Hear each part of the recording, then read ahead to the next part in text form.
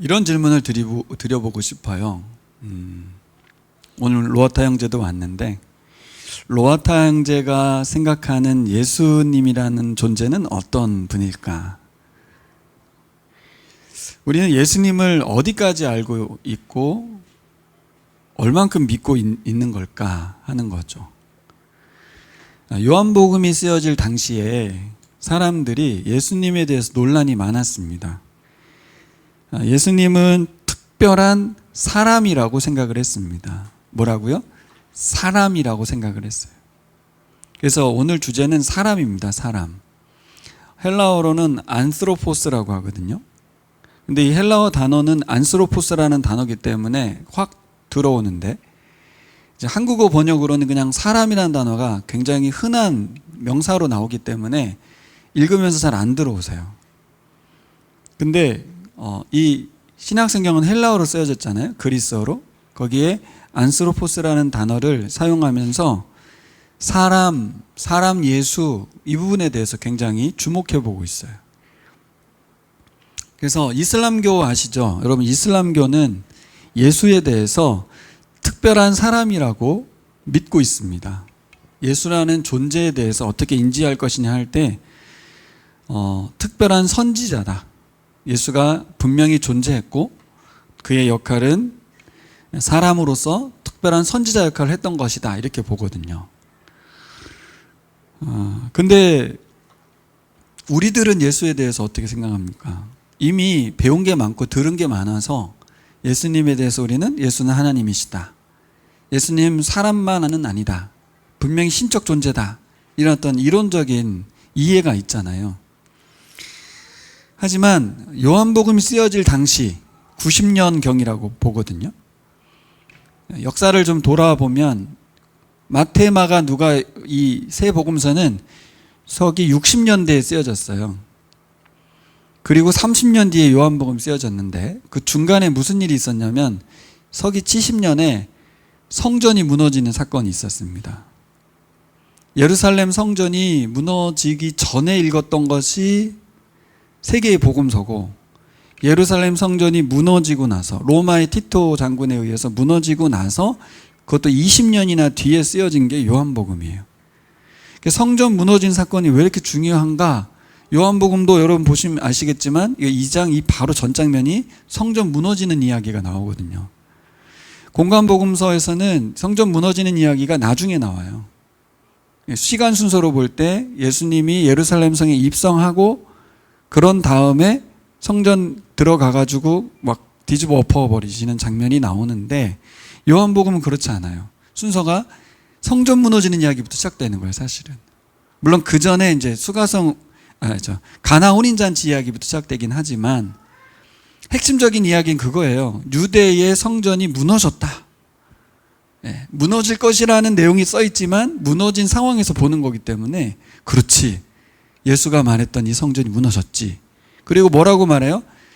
너희가 이 성전을 헐어라, 내가 3일 만에 세우리라, 이런 말을 하거든요.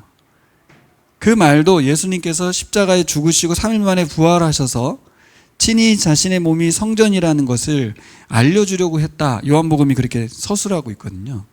설명도 다 해주고 있어요. 왜 이런 성경을 썼을까?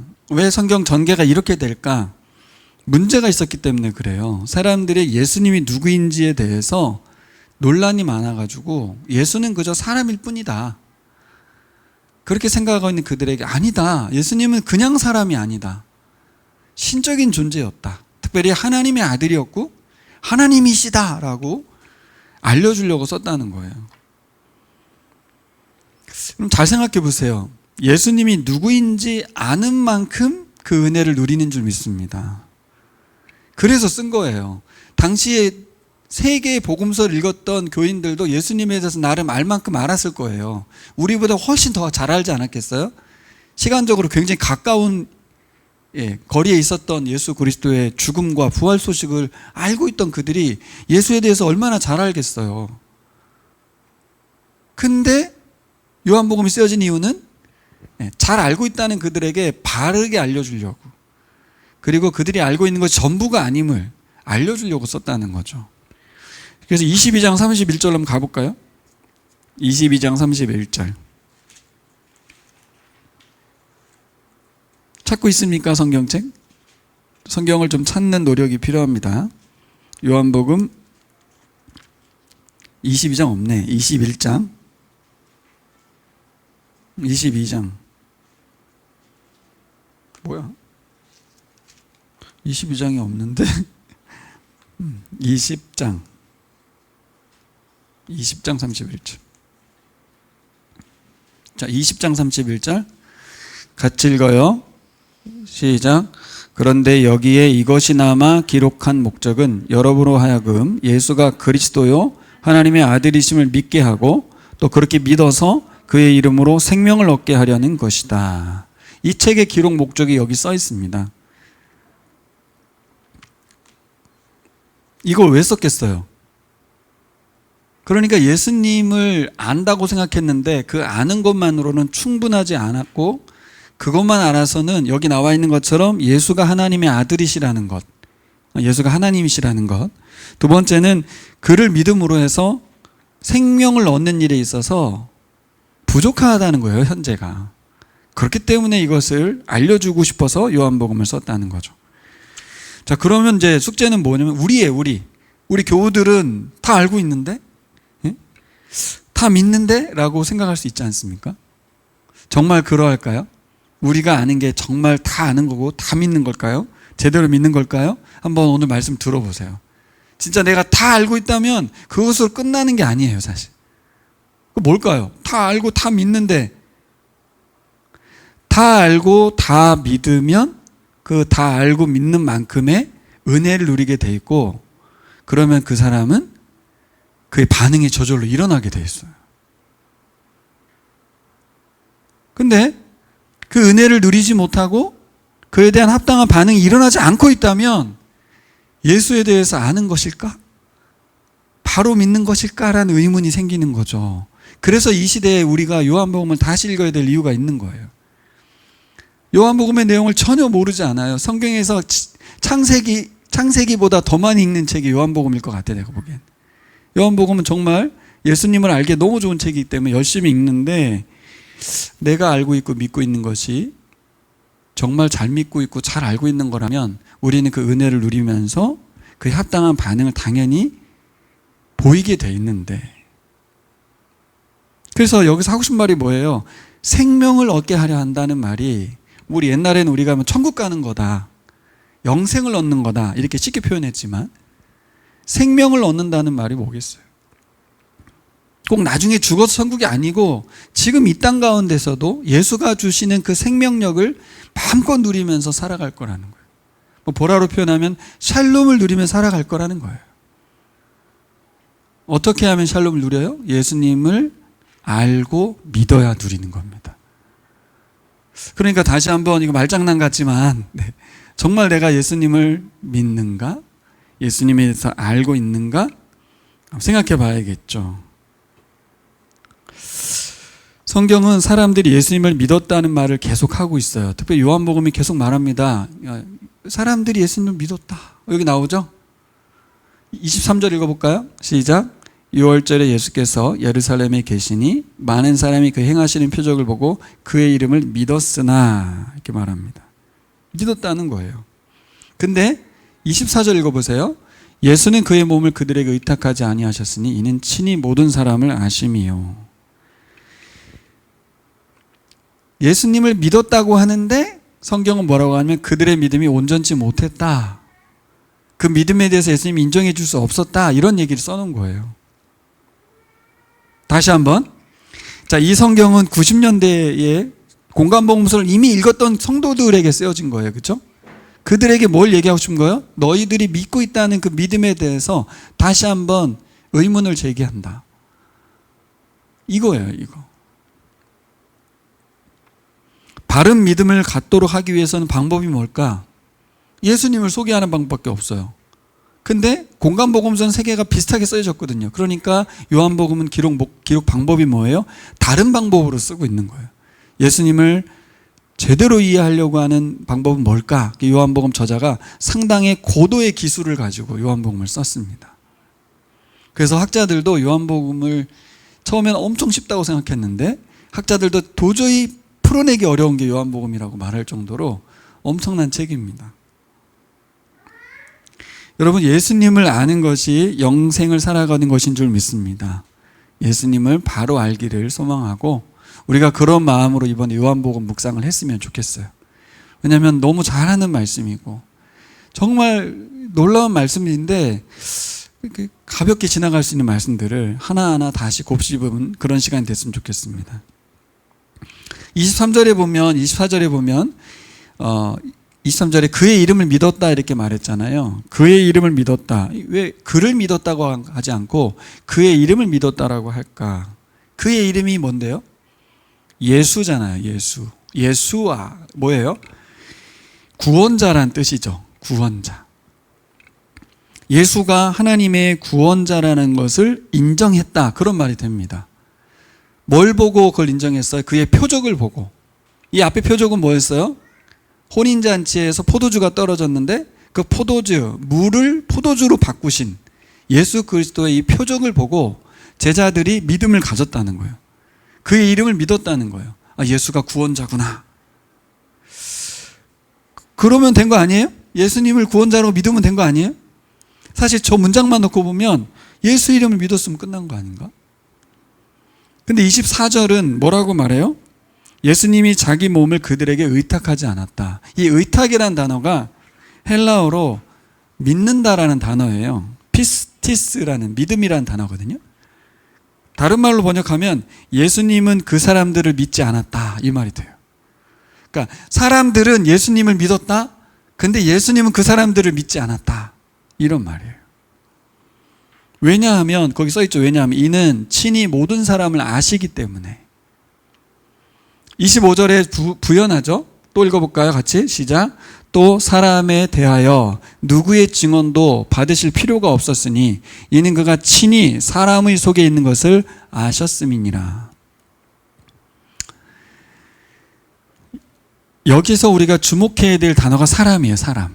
자, 23절로 다시 올라가서 보시면 많은 사람이 그 행하신 표적을 보고 그 이름을 믿었습니다. 많은 사람이 예수님 믿었다. 사람이. 24절, 그렇죠? 친히 모든 사람을 아신다. 24절, 사람에 대하여 누구의 증언도 받으실 필요가 없다. 그가 친히 사람의 속에 있는 것을 아신다. 이렇게 말해요. 제가 지금 사람을 강조해서 보니까 보이죠? 한국어로 읽으면 이게 안 보여요. 아까 말씀드린 대로 헬라어로 보면 저 안스로포스라는 단어가 반복되면서 의도적으로 사람 이러고 있는 거예요. 왜 이 이야기를 할까요? 논란이 뭐였어요? 예수님을 사람으로 보고 있거든요. 이 사람들이 예수님을 사람으로 보는 거예요. 뭐예요? 자기하고 똑같은 존재로 보는 거예요. 근데 성경은 뭘 말하고 싶은 거예요? 그 사람과 예수는 다르다는 거예요. 예수는 그냥 사람이 아니라는 거예요. 어떤 사람이죠? 오늘 본문에 보니까 사람들의 속을 아시는 분이에요. 사람의 속을 안다는 게 무슨 말이에요? 그들이 왜 믿는지, 어떻게 믿고 있는지 다 알고 계신 분이라는 거예요. 여러분 이런 분 만나면 굉장히 불편하지 않습니까? 대화 몇 마디 했는데 내 속을 훤히 들여다보는 거예요. 좀 전에 무슨 일이 있었어요? 1장에 보면 나다나엘을 만나죠. 나다나엘을 만났을 때 예수님이 먼저 말을 겁니다. 그러면서 다 알아요. 네가 무화과나무 아래 있을 때 내가 보았다. 그런데 뭐 엄청난 거예요. 뭐 그 투명 인간을 쳐다보고 있듯이 속을 다 알고 있어요. 너 속에 간사한 게 없네. 넌 참 이스라엘 사람이야. 그리고 시몬 베드로 갔을 때도 뭐라고 합니까? 시몬의 아들 베드로야, 네가 나중에 게바가 될 거야. 장차 베드로가 될 거야. 와, 예수님이 어떤 분으로 계속 소개되고 있냐면 사람의 속을 다 아는 예수님으로 소개되고 있어요. 근데 공관복음은 어떻습니까? 예수님 이걸 싹 감춘 채로 자신이 어떤 존재인지 전혀 드러내지 않은 걸로 나오죠. 이걸 같이 이제 종합해서 보면 어때요? 예수님은 사람들을 다 알고 있고 자신의 존재를 감춘다기보다는 일부러 드러내지 않으면서 사람들을 다 알고 계시면서도, 그렇죠? 그들과 공존하고 계셨고 그들의 속을 알고 있으면서도 막 까발리고 드러내면서 지적하거나 이러지 않고 계속 그들과 함께 하셨어요. 이거를 다른 말로 하면 성육신이라고 말할 수 있어요. 따라볼까요? 성육신. 성육신은 한 번 일어난 게 아니고 하늘에서 육체를 입고 이 세상에 태어나서 성육한 걸로 인카네이션 한 걸로 끝난 게 아니라 지속적으로 모든 순간에 예수 그리스도는 자신이 하나님이심에도 불구하고 사람의 몸을 입고 있는 상황에서 그들에게 계속해서 성육신 하시는 거예요. 우리가 이것을 알아야 될 줄 믿습니다. 그냥 예수가 다른 존재인지를 자꾸 설명하려는 게 아니에요. 그는 분명 사람의 모습을 하고 왔기 때문에 오해 살만하죠. 사람들이 볼 때 뭐 저런 사람이 다 있어. 굉장히 신적인 능력을 막 발휘하는데 사람들이 궁금증을 자아내죠. 그래서 막 찾는데 근데 사람일 뿐입니다. 제가 이렇게 말했어요. 아침에 이래가 갑자기 사람인데 알고 봤더니 하나님이신 거야. 그래서 내가 이래한테 막 절을 해. 막. 그럼 사람들이 뭐 하는 짓이야 애한테. 이랬을 거 아니에요. 그렇죠? 30살 청년이었어요. 예수는. 그 남자 청년이었어요. 근데 거기다 대고 하나님이라고 넙죽넙죽 전하는 그 제자들을 보면서 미친놈이라는 소리를 안 들었겠어요? 당신은 하나님이십니다. 나다나엘이 바로 말하잖아요. 근데 예수님은 뭐예요? 그게 전부가 아니라는 거예요. 그냥 순간적으로 하나님인데? 그랬다가 또 사람인 줄 알고 나중에 예수님을 죽이잖아요. 분명히 하나님이라고 생각했는데 나중에 십자가에서 도망가잖아요. 그럼 우리는 어떨까요? 그때 그렇게 친히 하나님이신 사람이었던 예수와 함께 3년을 살았던 그들도 도망갔는데 우리가 예수에 대한 믿음과 지식이 견고할 수 있겠어요?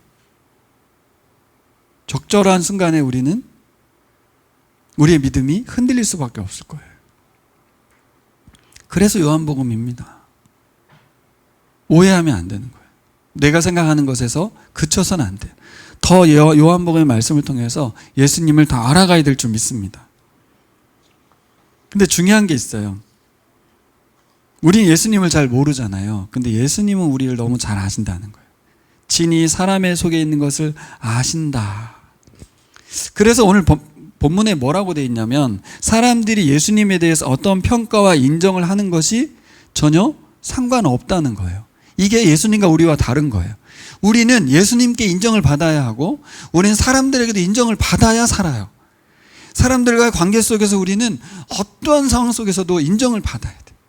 목사 대접을 받아야 되고 아빠 대접을 받아야 내가 존재감이 있는 관계적 존재입니다.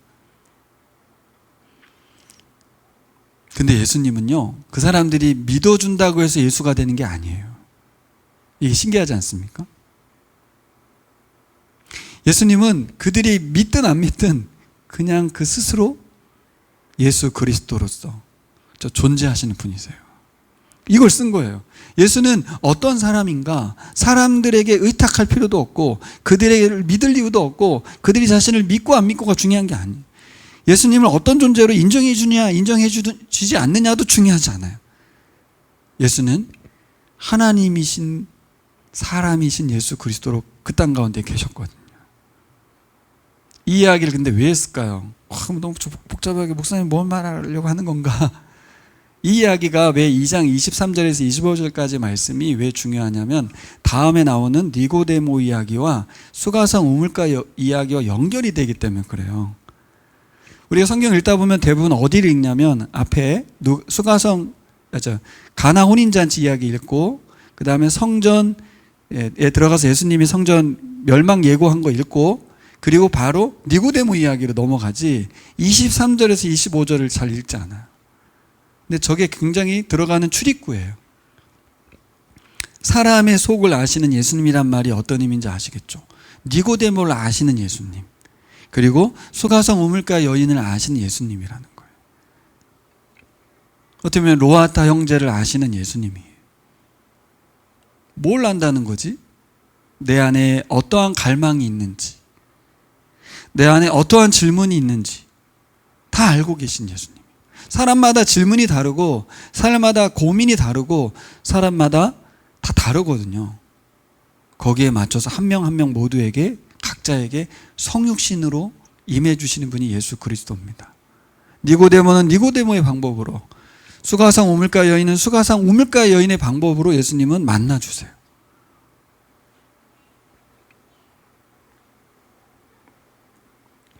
정리해 보면 사람들은 예수님을 모르지만 예수님은 사람들을 아신다.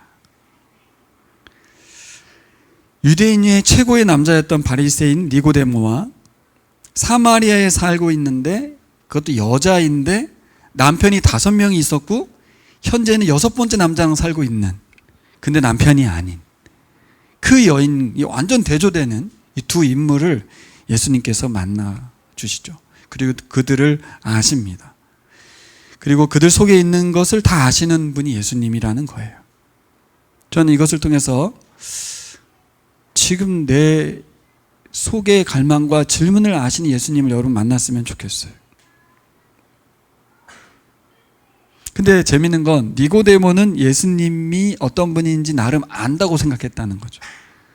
그래서 아는 체도 했고, 근데 니고데모는 예수님을 잘 몰랐어요. 그래서 예수님이 자신을 알려주죠. 결국 우리가 알아가야 될 분은 예수님입니다. 예수님이 어떤 분인지를 아는 만큼 뭐가 달라져요? 내가 어떤 존재인지 다 알게 돼요.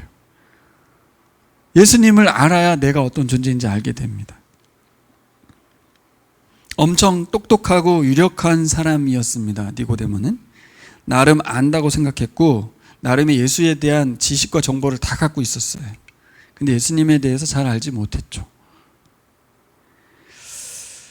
니고데모 속에 있었던 갈망까지도 예수님 알고 계시기 때문에 질문을 해서 답을 주시면서 계속해서 그의 갈망을 채워주시는 예수님을 볼 수 있어요. 여인에게도 마찬가지예요. 예수님 만난 여인은 예수님 누군지 몰라요. 그렇죠? 모르는데 자기 안에 어떠한 갈망이 있는지도 여인은 몰랐어요. 근데 예수님이 찾아가셔가지고 그 여인에게 질문을 통해서 그 여인의 숨겨진 갈망을 끄집어내면서 채워주시는 걸 볼 수가 있어요. 자, 여기까지 하고 한번 정리해 보겠습니다. 목사님 그거 모르는 게 아닌데요. 그렇죠. 근데 잘 생각해 보세요.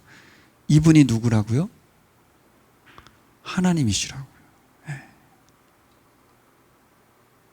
사람이 그러고 있는 게 아니에요. 하나님이 친히 찾아오셔서 한 명 한 명에게 그 속을 알고 갈망을 채워주시면서 그 계속되는 성육신을 행하고 계시다는 것을. 신분도 성별도 다르고 혈통적으로 정통 유대인과 계취급받고 있던 사마리아인 여인이지만 둘의 공통점이 있다는 걸 주님은 아세요. 뭐예요? 하나님께 대한 갈망, 바른 믿음에 대한 갈망. 그 갈망을 채울 수 있는 방법이 딱 하나 있어요. 뭐예요? 예수님을 아는 거예요. 예수님을. 3장 1절에서 2절로 넘어가 보겠습니다. 본문은 밤에 바리새인 니고데모가 찾아왔다고 기록했습니다. 잘 보시면 여러분, 분명 찾아온 건 니고데모처럼 보여요. 근데 정말 찾아온 분은 예수님이시죠. 하나님이신 예수께서 사람의 몸을 입고 유대 땅에 찾아오신 겁니다. 우리는 이 신비를 직접 경험한 사람들 아닙니까? 그렇죠? 분명 내가 믿었죠. 내가 믿었습니다. 내가 예수님 믿기로 결정한 게 맞아요. 최현진 집사님이 걸어서 우리 교회 왔고 첫날 오자마자 청소를 했어요. 막 그래서 뭐 한 번 왔다 가는 친구인 줄 알았어요. 근데 와서 공부를 했어요. 그걸 믿기로 했어요. 세례를 받기로 했어요. 믿음을 갖고 우리 공동체를 계속 함께 하기로 했어요. 계속 내가 한 거거든요. 근데 지금 한 4, 5년 지나고 나서 돌아보면 내가 예수님께로 막 달려온 겁니까? 다들 시간이 지나고 나면 알게 돼요. 예수가 나를 찾아온 거구나. 예수가 나를 찾아온 거구나. 나도 잘 모르는 내 속의 갈망을 살피시고 꺼내주신 분이구나. 수환 형제도 마찬가지예요. 자기가 왔어요. 최원자매도 그래요. 자기가 왔다고. 자기가 온 거지 뭐. 자기가 공부했고 예수님 믿기로 했고 자기가 교회에 계속 남아있는 건데 지나고 나면 보면 뭐예요? 하나님이 나를 찾아오신 거구나. 실제 그렇지 않습니까? 하늘 보좌를 버리시고 예수께서 이 땅에 오지 않았던들 니고데모가 예수한테 와서 질문을 할 수 있어요? 실제로 그분이 이 땅 가운데 성육신하지 않았는데 우리 최현진 형제가 예수님을 믿을 이유가 있어요? 아니거든요. 그분이 먼저 찾아오셨습니다. 2절 말씀 보면 니고데모는 나름 예수님에 대한 가진 정보를 말합니다. 예수님은 특별히 하나님 보내신 사람이라고 언급하고 있습니다. 그거 어떻게 알았냐? 표적 때문에 알았다는 겁니다. 표적. 표적을 보고 뭘 알았어요? 하나님 보낸 사람이구나. 근데 제대로 알았습니까? 표적이 뭐예요? 사인이잖아요. 어떤 사인을 줬어요? 예수가 하나님이다 라는 사인을 줬는데 본 사람은 뭐라고 받아들였어요? 예수는 특별한 사람일 뿐이다 라고 이해를 했거든요. 표적을 제대로 보지 못했죠. 표적을 봤으면 실체를 제대로 봐야 되는데 사람들은 표적에 집중합니다. 제자들도 계속 그래요. 요한복음 잘 보시면 7개 표적이 나오는데 그 사인을 통해서 예수가 누구인지를 알기보다는 예수를 통해서 우리에게 얻어질 혜택을 더 많이 봐요. 자, 물이 포도주로 변했어. 우와, 대박. 물고기 2마리, 떡 5덩어리가 5,000명, 남자만 5,000명 이상을 먹였어. 우와, 대박. 저 사람을 통해서 우리의 문제가 해결되겠구나. 계속해서 그 사인은 예수가 어떤 존재인지를 제대로 알아서 내가 어떤 존재인지 알고 거기서 참 평안과 샬롬을 주려고 했던 것인데 사람들은 뭐냐면 이 땅 가운데서 우리의 문제를 해결하기를 바랬어요. 왕 삼으려고 했어요.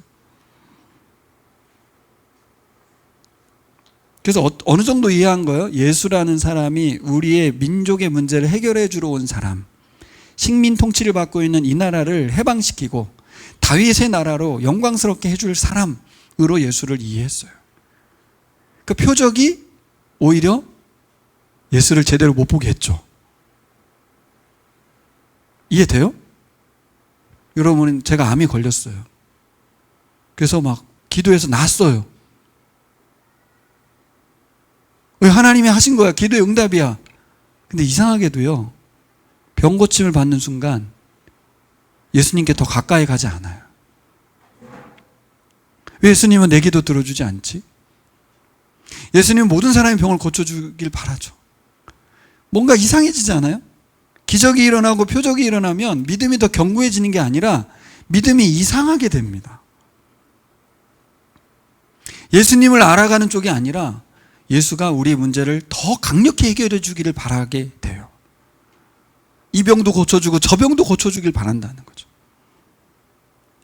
오히려 표적은 예수님을 제대로 알지 못하게 만드는 이상한 상황이 벌어지는 거예요. 전 그래서 기적을 별로 좋아하지 않습니다.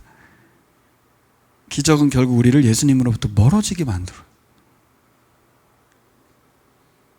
앞서 2장 23, 25절의 말씀처럼 예수님은 친히 사람의 속을 아시고 사람을 아시죠. 곧바로 니고데모가 묻지 않은 답변을 말씀하십니다. 뭐라고 말해요?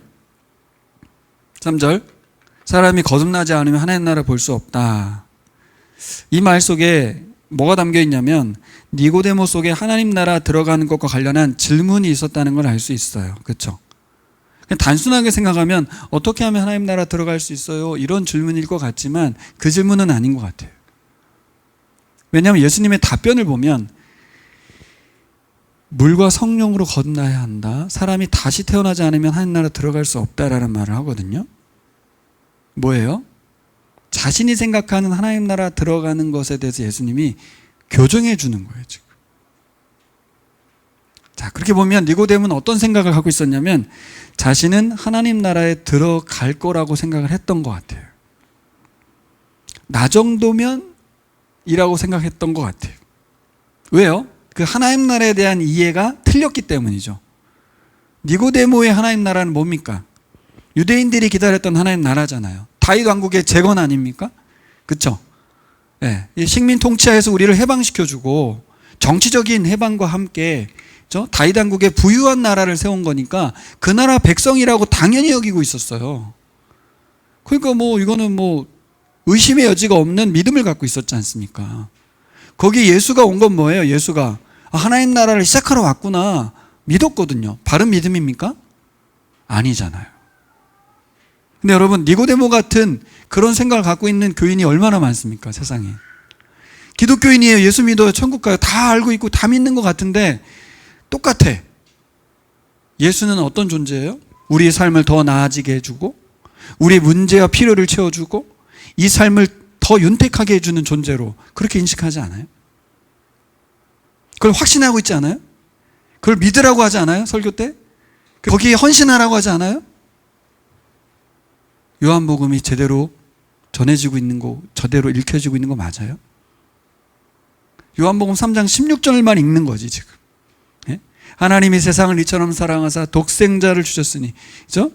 그는 저를 믿는 자마다 영생을 얻게 하려 하심이라. 3장 16절만 연락에 읽고 외우는 거죠. 근데 그의 앞에 말씀은 안 읽어. 뭐라고 써 있는데요?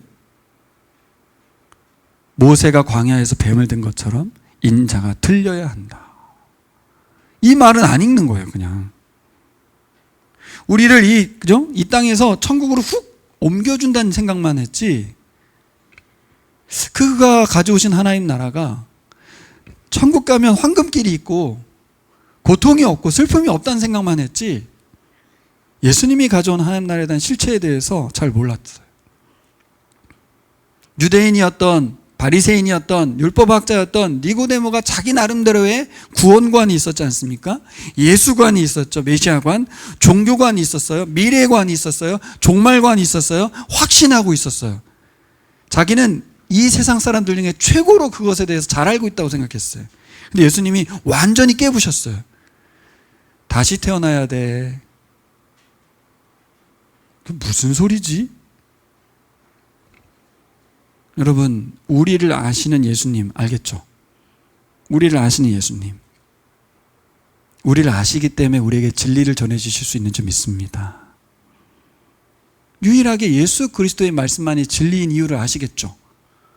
그분으로만 모든 말씀이 진리고 그분을 통해서만 하나님께로 나아갈 수 있거든요. 그러니까 그분의 말씀이 중요한 겁니다. 근데 우리는 그분의 말씀이 아니라 뭘 가지고, 내 통법을 가지고, 내가 공부한 걸 가지고, 내가 경험한 걸 가지고 구원관, 예수관, 종교관, 미래관, 종말관을 다 섭렵했다고 생각하고 있거든요. 그런 사람이 있어 없어요?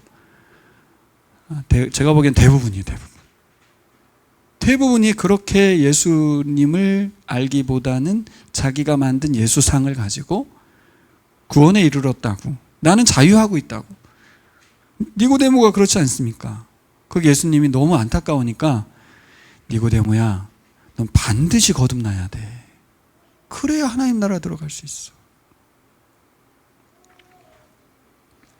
자, 4장으로 가면 어떤 여인이 나오죠. 사마리아 우물가에 수가라고 하는 마을에 있는 여인 이야기가 이어집니다. 그녀는 유대인 남자 바리새인이었던 공의회 의원이었던 그 니고데모라는 사람하고는 완전 정반대, 정말 하늘과 땅 차이의 인물입니다. 그녀는 물론 그녀를 바라보는 누구도, 자기 자신은 물론 자기를 보는 사람들도 누구도 그 여인은 하나님 나라에 적합한 여인이 아니라고 판단했을 거예요. 그렇죠? 저런 인간이 무슨 하나님 나라에? 그녀는 사마리아 사람입니다. 유대인의 혈통으로 보면 사마리아인은 이방인이고 이방인보다 더 나쁜 사람들이에요. 그리고 여자예요. 남편이 5차례나 있었던 여인이고요. 남편도 아닌 남자와 살고 있는, 도대체 이런 여자가 사람인가 싶은 그런 당시의 문화 속에서 스스로 생각하기를 나 같은 사람은 그냥 살다가 죽으면 끝나는 거지라고 체념하고 살고 있을 그 여인에게 예수님이 와서 뭐라고 말합니까? Give me water. 물 좀 줄래? 이렇게 말을 합니다. 그러니까 이 여자가 굉장히 깜짝 놀라가지고, 당신 유대인인데 나한테 물 달라고 하면 안 되는 거 아니에요? 왜 나한테 말을 걸죠? 막 이러면서 문화적인 차이를 얘기하면서, 뭐 하는 짓입니까? 물 좀 달라. 이 질문 하나로 예수님은 그녀를 그녀의 속을 뒤집어 놨어요. 자기가 자기 자신에 대해 나는 아무 쓸데없어. 나는 아무 가치가 없어. 나는 하나님 나라에서 영원히 멀어. 이렇게 생각했던 그 여인에게, 근데 알고 봤더니 그 여인은 어떤 갈망이 있었어요? 예배에 대한 갈망, 하나님께 대한 갈망. 앞뒤가 바뀐 것 같지 않아요? 예배에 대한 논란은 니고데모하고 해야 될 것 같은데, 예? 예배라는 주제하고 아무 상관없는 여인 같은 그 여인에게 예배를 가지고 논하고 있잖아요.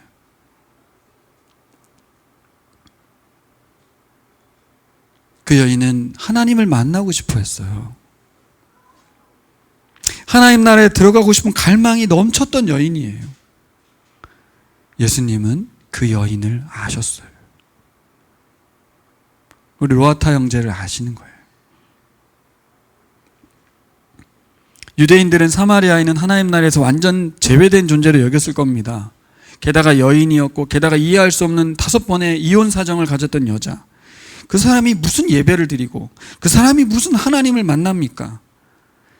그게 바로 사람들의 속마음이에요. 여러분, 저를 보세요. 사람들은 그런 생각을 하고 산다고요. 사람은, 저 사람은 안 돼, 저 사람은 아니야, 나도 아니야, 그렇게 하는 게 사람이고, 예수님은 사람이 아니시거든요. 그래서 그를 보면서 뭐라 그래요? 너 같은 사람도 하나님 만날 수 있고, 너 같은 사람도 예배에 대한 갈망이 있는 걸 난 알아. 사람들은 기대하지 않죠.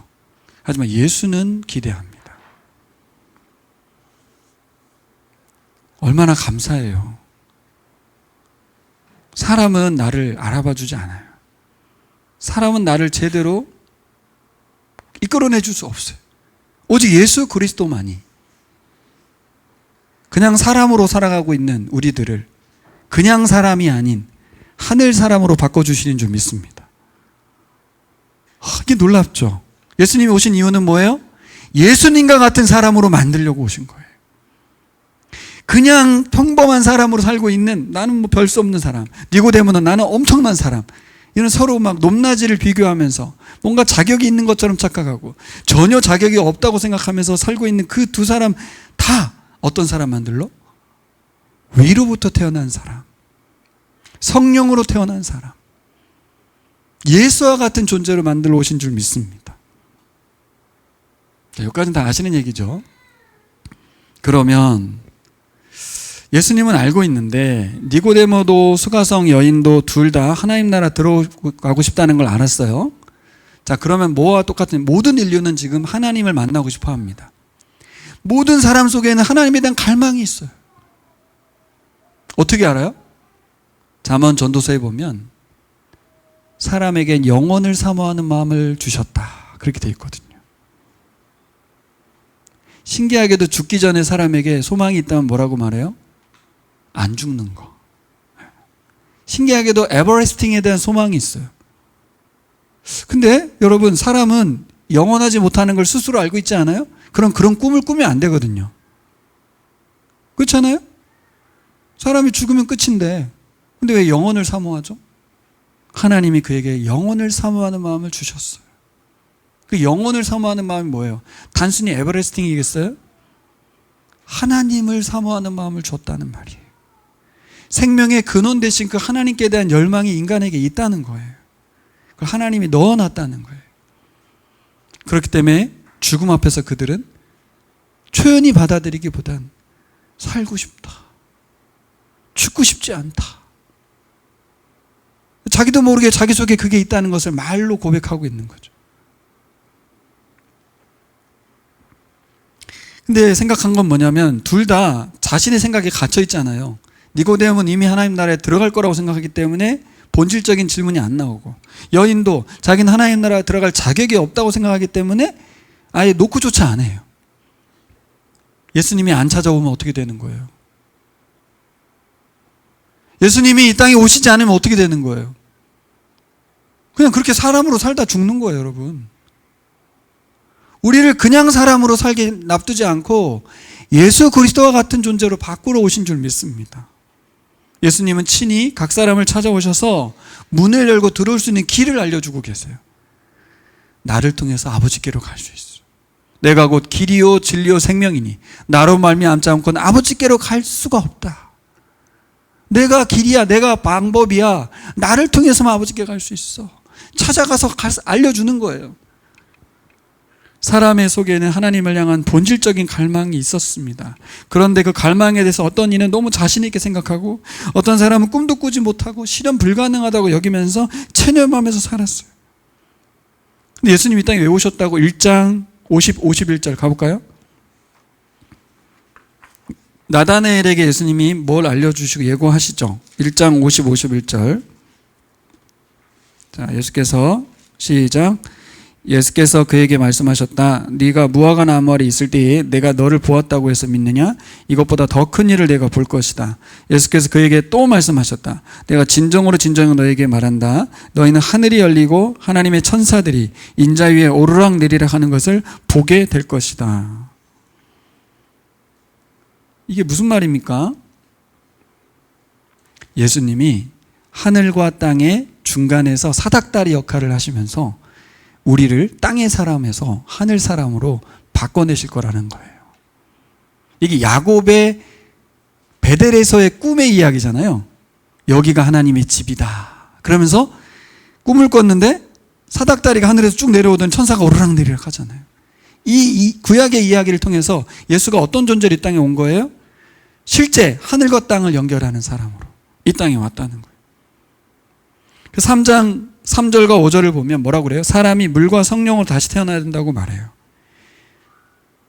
육체 출생 이후에 한 번 더 이 땅에서 엄마 뱃속을 통해서 태어나는 거 이후에 또 한 번 더 위로부터 태어나야 된다. 하늘로부터 태어나야 된다는 거예요. 그러면서 예화를 들기를 누굴 들었냐면 예수님 얘기를 든 거예요. 예수님이 위에서 오셨거든요. 예수님이 하늘에서 오셨거든요. 부모로부터의 출생 이후에 하늘로부터의 출생이 있어야 된다는 거예요. 니고데모가 놀라죠. 서프라이즈. 응? 근데 예수님 뭐라 그래요? 놀랄 일이 아니야. 내가 이거 옛날부터 얘기했어. 구약 성경에 예고된 이야기였어요. 육체 출생 이후에 하늘로부터 다시 태어나는 이야기.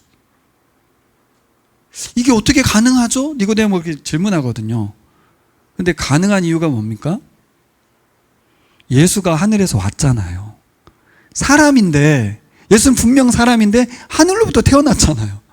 그러니까 가능하다는 거예요, 지금 예수님이. 그런 사람의 존재로 딱 와서 증거하는 거예요. 내가 증거 아니냐. 하늘로부터 태어날 수 있다. 사람인데 성령으로 태어났잖아요. 놀랍지 않습니까? 근데 니고데모는 이해를 못 하겠는 거예요. 뭐지? 여러분, 우리가 믿는 우리들도 이게 이해가 쉽지 않은데 안 믿는 분들에게 얼마나 어려운 이야기입니까? 뭘 2번 태어나고 하늘로부터 태어나고 뭐 육체 출생 뭐 이게 뭐야? 근데 요한복음은 공관복음만 읽었을 그 성도들에게 정확한 얘기를 해주고 있는 거예요. 예수가 이 땅에 온 이유는 우리가 하늘로부터 다시 태어나게 하려고. 그래야만 하나님 나라 들어갈 수 있고 그래야 하나님을 알 수 있다고 알려주러 오신 거죠. 예수께서 지금 이 순간 여기 계시다면 사람이 예수님처럼 위로부터 다시 태어나는 것은 얼마든지 가능하다. 근데 전제 조건이 있습니다. 사람이 다시 태어나려면 먼저 죽어야 돼요. 그래서 예수님이 뭐라고 그래요? 14절에 보면 3장 14절 가볼까요? 3장 14절 시작. 모세가 광야에서 뱀을 든 것 같이 인자도 들려야 한다. 이게 이중적 의미를 갖고 있습니다. 이게 우리가 니고데모도 모르고 그 당시 교인들도 이해할 수 없던 표현이에요. 모세가 광야에서 뱀을 들어서 올렸던 것처럼 인자도 들려야 한다. 여러분 어떻게 들립니까? 이게 예수님 십자가에 죽는다는 얘기구나. 그렇죠. 근데 그 얘기만 있는 게 아니에요, 이게. 그래서 교인들이 요한복음을 읽어야 되는 거예요. 옛날 생각이 나는 거죠. 민수기에 무슨 일이 있었어요? 이스라엘 백성들이 죄를 졌을 때 불뱀이 와가지고 사람들을 다 물어 죽고 죽어가는 마당에 모세가 기도했더니 하나님께서 구원의 예표로서 장대에 높이 뱀을 다는데 놋뱀, 놋으로 된 뱀을 달아서 쳐다보면 살 거라고 했거든요. 그래서 그것을 쳐다보는 사람은 살았어요. 그래서 예수 그리스도를 십자가에 죽으실 것을 예표하는 게 맞아요. 근데 여기 잘 보면 인자가 들려야 한다라는 말은 두 가지 의미가 있어요. 하나는 십자가에 죽어야 된다는 의미가 있고 또 하나는 부활하신다는 의미가 있어요.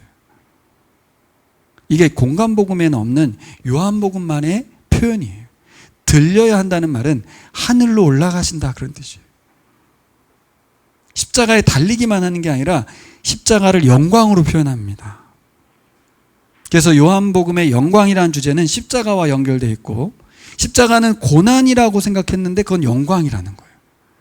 왜 영광입니까? 예수가 본질적인 분으로서 온전히 드러나시는 자리가 그 십자가이기 때문에.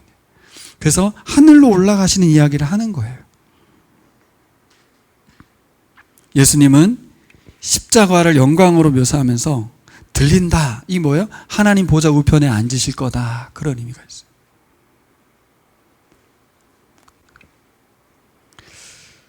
니고데모도 모르고 당연히 수가성 여인도 모르고 당시 교인들도 몰랐을 겁니다. 이 말이. 하나님만이 아시는 거죠. 여러분 십자가의 수치가 십자가 영광으로 이어지는 이거를 사람들은 모릅니다. 우리도 몰라요. 몰라. 여러분 우리가 십자가를 지고 따르라고 했을 때 굉장히 부담스러운 표현이잖아요. 나를 따르라고 누구든지 날마다 자기 십자가를 지고 따르라. 십자가 어려운데. 근데 요한복음 뭐라고 하냐면 그 십자가는 영광이라고 말하고 있거든요. 여러분 십자가 없는 영광을 추구하잖아요, 사람들은. 근데 우리를 구원하시는 방법은 십자가를 지셔야만 했고요. 근데 그 십자가를 지는 것으로 끝나지 않는다는 거. 그가 다시 본연의 모습으로, 본연의 자리로 하늘로 올리신다는 거. 자, 이건 우리에게 어떤 의미를 주는 거예요?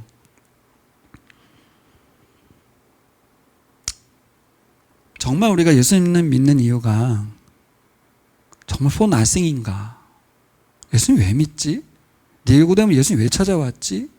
교회는 왜 다니지? 영광만을 추구해요. 영광만을. 특별히 십자가 없는 영광. 나는 죽으려 하지 않고 나는 희생하려 하지 않고 나는 성육신하지 않으면서 뭔가 박수받고 인정받고 좋아지기를 바라요. 그게 사람이에요. 그게 사람. 근데 우리가 어떤 사람으로 바뀌어요? 예수 그리스도와 동일한 존재로 바뀌면 우리는 이제 십자가를 추구하는 삶을 사는 줄 믿습니다. 예수는 이 땅에 오셔서 첫사람으로서 십자가를 지시고 하나님의 영광을 추구했던 첫 번째 사람으로서 우리에게 모델을 보여주신 거예요. 그래서 여러분 거듭난 사람, 진짜 예수 그리스도와 하나 된 사람은요, 예수님처럼 어떤 사람을 섬길 때 수치스럽지 않아요. 그 사람에게 무시를 당해도 힘들지 않아요. 왜요?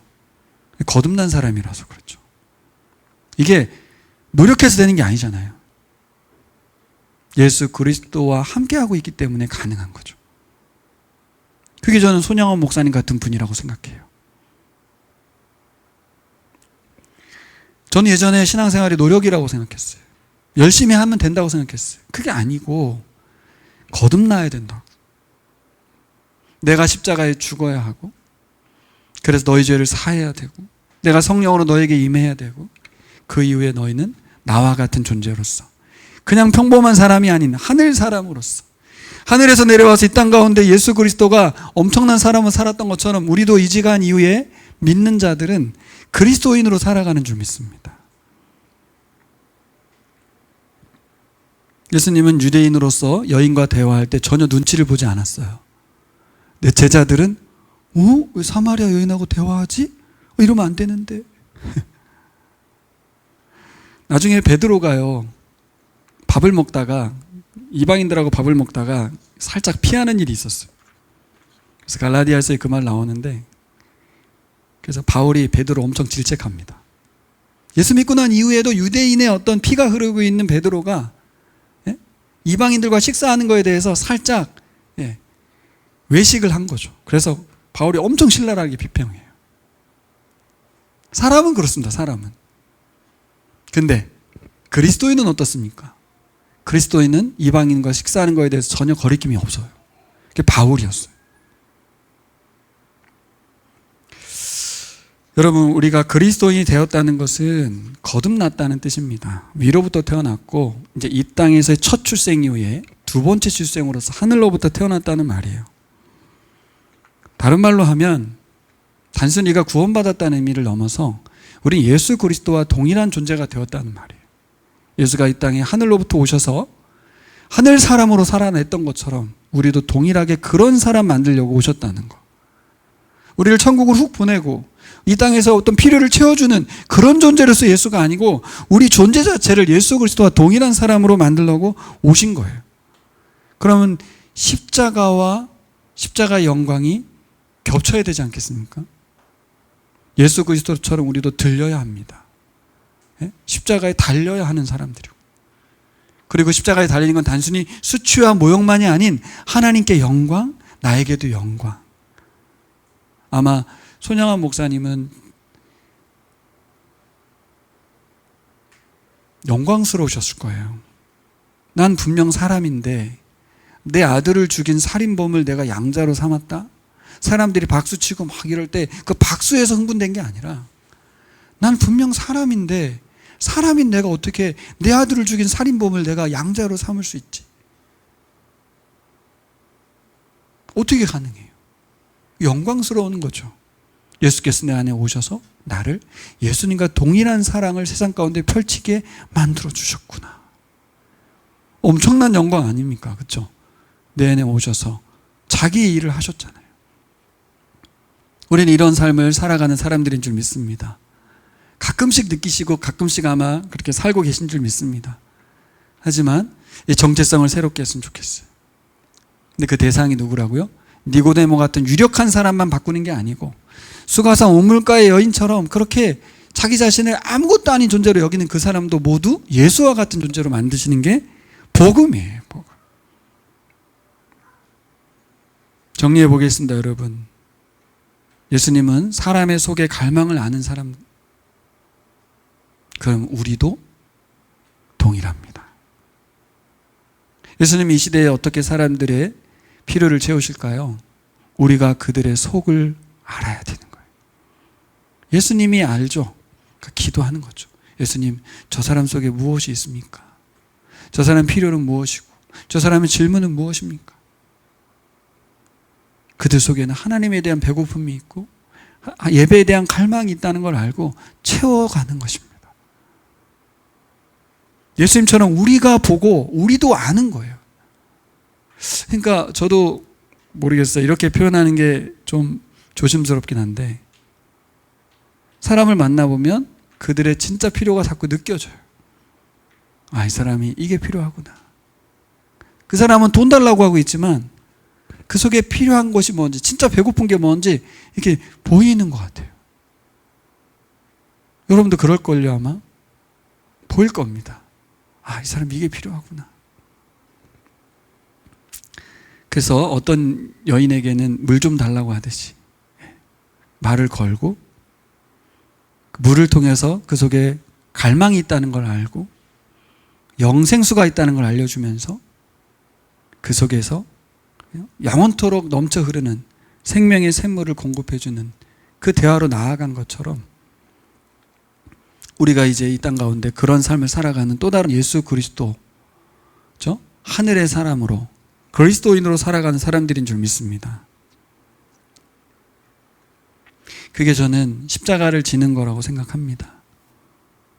뭔가 거창하게 막 옛날에는 수도원에서 사순절 기간에 십자가 지고 막 계단을 막 맨살로 기어 올라가면서 고난에 동참했다는 얘기 들어보셨죠?